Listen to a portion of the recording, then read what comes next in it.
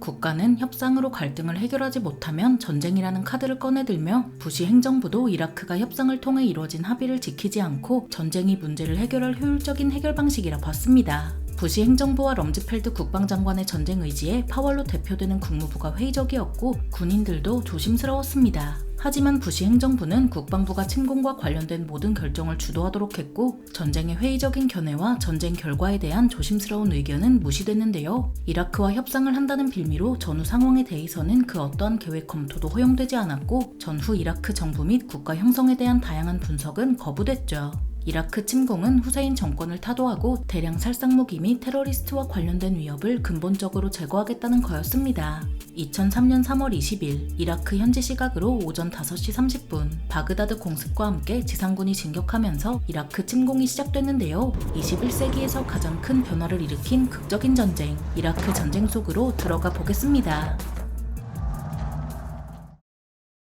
침공을 위해 집결한 군사력은 30만 명이 되지 않았고 그 가운데 6분의 5인 25만 명 정도가 미군이었습니다. 걸프전에서 미군 54만 명을 중심으로 80만 명의 군사력이 투입된 것과 비교할 수 없는 군사력이지만 그 파괴력은 더욱 강력했습니다. 미국은 육군 2개 보병사단과 101 공수사단을 동원했고 제1해병사단을 중심으로 구성된 해병원정군을 배치했는데요. 영국은 3개 연대를 하나로 묶어 독립작전을 수행할 수 있게 편성된 제1기갑사단을 동원했죠.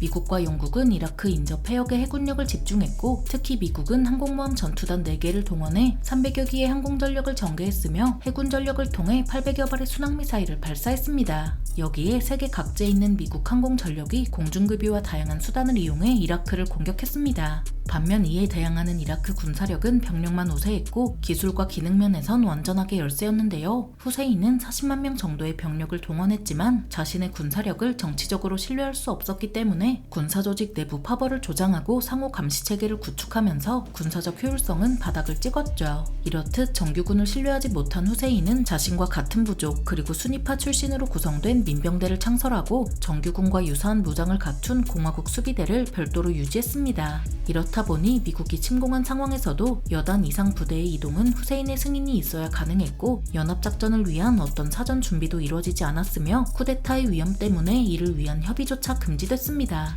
주요 지휘관은 군사적 역량이 아니라 정치적 충성심에 따라 발탁됐으며 능력 있고 지도력과 영향력을 지닌 사람들은 제거됐는데요. 한편 부시 행정부는 이라크가 독재국가이고 후세인이 모든 권한을 장악하고 있어서 후세인을 제거하면 모든 문제가 해결될 거라 여겼습니다. 이에 따라 미국은 2003년 3월 19일 이라크를 침공하면서 후세인이 가족을 만나려고 바그다드 교회 농장 지역에 있는 별장에 나타났다는 첩보를 입수하기 무섭게 40여 발의 미사일 공격을 감행했습니다. 거의 모든 미사일이 명중했지만 핵심 목표물인 후세인이 그곳에 나타나지 않았는데요.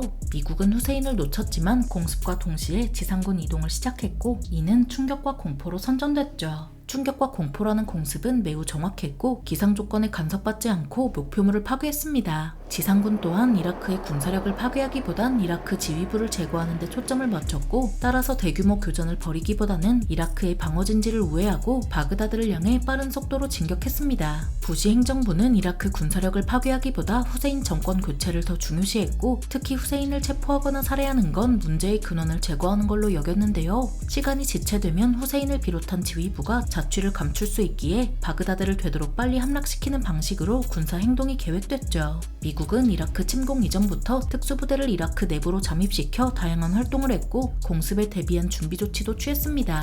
1991년 4월 유엔 안보리 결의안에 따라 설정된 비행 금지구역 이북에서는 미국 특수부대와 중앙정보국이 쿠르드족 민병대인 페시메르가에 무기와 자금을 제공하고 실질적으로는 군사기지를 구축했는데요. 미국은 이를 이용해 제4보병사단을 터키 지역에서 이라크 북부의 쿠르드족 지역으로 이동시키고 남쪽 지역으로 진격하려 했죠. 하지만 2003년 3월 1일 터키 의회는 미군이 터키 영토에서 작전하는 걸 거부했고 이에 미군은 티그리스강과 유프라테스강을 따라 이라크 중심부인 바그다드로 진격했습니다. 미군은 최대한 빠른 속도로 진격하기 위해 병력 규모를 감축했고 미군 지상군은 작은 규모에도 빠른 속도와 정확한 정보, 정교한 파괴력으로 바그다드를 향해 거침없이 진격했습니다. 이러한 상황에서도 후세인은 미국의 침공보다 바그다드에서 벌어질 수 있는 반란 또는 봉기를 걱정해서 주력 부대를 수도 부근에 집결시키는 동시에 일부를 지방 주요 도시에 분산시켰는데요. 이렇다 보니 미국의 진격을 늦추기 위한 작전은 없었고 유프라테스강을 건널 수 있는 교량은 폭파되지 않았으며 남북 남부 지역의 유전 또한 파괴되지 않았죠. 미군은 이라크 병력 밀집 지역을 피하며 진격해서 이라크 남부 지역의 주요 도시는 실질적으로 거의 피해를 보지 않았습니다. 2003년 3월 23일 오전 6시경 미군은 8번 고속도로를 따라 진격했지만 뒤따라오던 육군 507 정비중대가 실수로 7번 고속도로를 따라 나시리아로 흘러들어갔습니다. 507 정비중대를 이끄는 트로이킹 대위는 뒤늦게 길을 잃었다는 걸 깨닫고 16번 고속도로에서 좌회전하는데요. 그러자 이라크 정규군의 기습이 시작됐지만 트로이킹 대위는 전투 훈련 경험이 거의 없었고 결과적으로 큰 피해를 보고 포로로 잡혔죠. 나시리아 공격은 처음 계획에는 없었지만 이들을 구출하기 위해 3월 23일 대규모 군사작전이 시작됐습니다. 그 결과 유프라테스 강을 가로지르는 대형 교량을 미군과 영국군이 장악했는데요. 이라크 정규군이 실질적으로 저항하지 않자 사단 민병대 병력만이 조직화되지 않은 방식으로 저항했지만 막대한 사상자만 내고 실패했습니다. 정규군을 신뢰하지 않은 후세인은 미국의 침공에 정규군 부대가 저항하지 않을 거라 예상했기에 정규군을 즉결 처분할 수 있는 독전대와 비밀경찰을 배치했고 이들은 저항을 거부하는 정규군을 무차별적으로 처형했습니다. 이러니 정규군은 후세인의 충성을 다하는 독전대와 비밀경찰을 살해하고 미군에 투항했는데요. 다만 2003년 3월 25일 서쪽에서 모래폭풍이 몰아닥치면서 군사작전이 3일간 중단됐죠. 미군은 이 기간을 이용해 휴식과 보급 문제를 해결했지만 이라크는 이 기간을 적적하게 사용하지 못했고 모래폭풍이 부는 가운데도 미군의 공습은 계속됐습니다. 모래폭풍이 지나자 미국 지상군은 다시 진격해 바그다드 외곽 교통의 요충지인 나자프를 3월 31일에 함락시키면서 바그다드를 공격할 도로가 확보됐습니다. 2003년 4월 1일 미군은 바그다드 서쪽 카르발라 지역에 도달했는데요.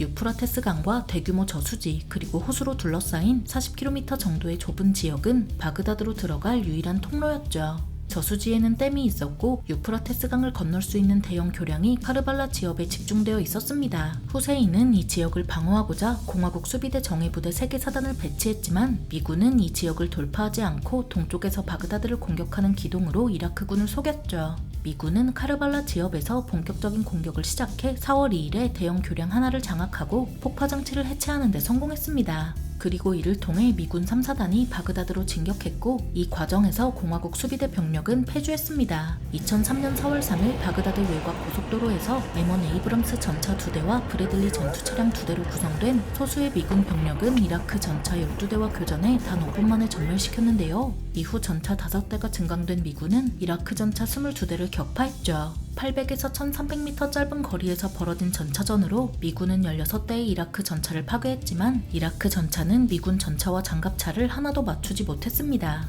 미군 3사단 병력은 계속 전진해서 바그다드 국제공항을 점령하고 본격적으로 바그다드를 공격할 준비를 시작했습니다. 2003년 4월 5일 새벽 바그다드 국제공항을 기지로 삼은 미군은 전차 29대와 전투 차량 14대로 구성된 특수정찰부대를 보내 바그다드 시가지에 대한 전투정찰을 시작했는데요. 이라크 민병대는 저항했지만 조직적이지 않은 저항은 미군의 전투정찰을 막지 못했죠. 사단 민병대는 미군 전차에 기관총과 휴대용 로켓을 난사했지만 실질적인 피해는 전혀 입히지 못했고 오히려 엄청난 병력 손실만 입었습니다. 동원된 모든 미군 전차와 전투 차량이 피격됐지만 전차 한 대를 제외하고 파괴된 차량은 없었고 파괴된 전차의 승무원들도 무사히 구출됐습니다. 간단한 수리와 연료 및 탄약 보충을 마친 미군 병력은 다시 전투에 나섰는데요. 4월 7일 아침 미군은 전차 70대와 전투 차량 60대를 동원해 두 번째 전투 정찰을 개시했죠. 사단 민병대는 더욱 필사적으로 미군에 저항했지만 미군 병력은 막대한 항공 지원을 등에 업고 뛰어난 정찰 정보를 받으면서 1시간 만에 바그다드 중심에 있는 관공서 지역을 장악했습니다. 미군 병력이 관공서 지역의 진지를 구축하고 민병대와 본격적으로 교전하자 미군은 바그다드 중심과 바그다드 국제공항을 연결하는 보급로를 확보하기 위한 전투를 벌였습니다. 바그다드 시가지는 전장으로 바뀌었고 민병대는 미군을 축출하기 위해 파상 공격을 퍼부었지만 실패했습니다.